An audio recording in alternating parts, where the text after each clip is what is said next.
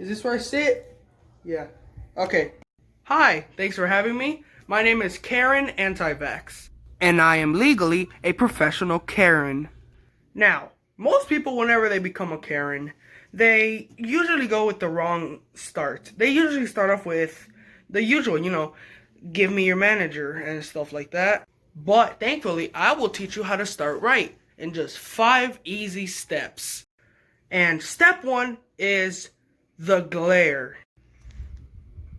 Now, like most things on this list, it will take time to master it. It took me about 4 hours on the mirror just to get it right. But once you get it right, it's completely worth it. You could make anybody pee their pants. Like this one time, I was walking down the street and then I looked over and there was a little kid selling lemonade. Now, I was pretty parched, so I just handed in my money, and he gave me my lemonade, and I took the smallest sip, just a small one. But then I realized, it tasted kind of funny, so I gave it back to him and asked, can I get a refund? And he said no, because he drank the whole thing. So I started getting mad, but then I remember he's a little kid, so I just gave him the glare. And so, with that story, you'll know that the glare is really effective. Now, the next thing is clothing. It is super important what to wear. So, like most Karens, I dress with the simple sandals. And the pants, any pants will do. But what you have to do is pull them up as much as you can. And then you put on your shoe. Now, for a shirt, it's kind of controversial, but most people, they wear robes, and I will tell you why later. Oh yeah, one more thing, the hair. You have to have Karen hair. You can't just go with normal hair. You have to have Karen hair. I know I look darn pretty in this hair, but I have to tell you something, it's not my natural hair. In fact, I have short hair.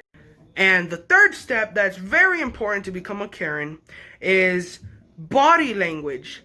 Now, this is why you have to wear a robe, because it's really useful for whenever a waiter gets your food wrong. Okay, ma'am, here's your water bottle. I asked for a lemonade.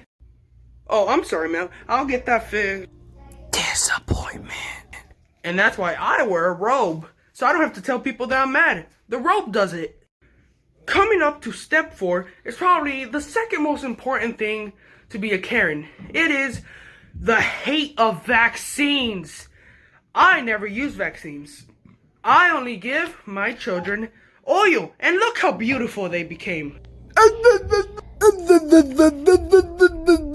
But yeah, oil is way more safer and better than vaccines. Now, the final thing to learn, and probably the hardest too, is the let me talk to your manager. You have to practice on the mirror just to mouth it correctly. It took me 6 hours to master it. You have to be good at saying it, fluent, and it has to be the first thing that comes to your mind whenever a worker talks back to you. Now, once you master all of those, then you can officially call yourself a Karen.